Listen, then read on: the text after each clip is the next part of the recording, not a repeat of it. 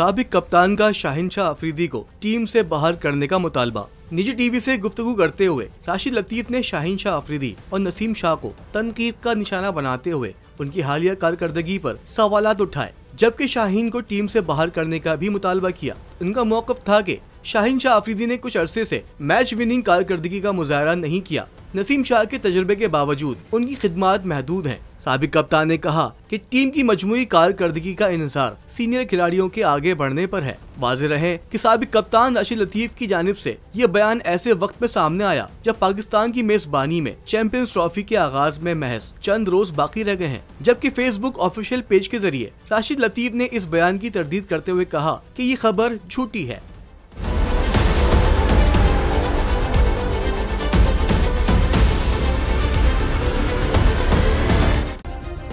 Subscribe करें और bell दबाएं ताकि कोई खबर रह न जाए।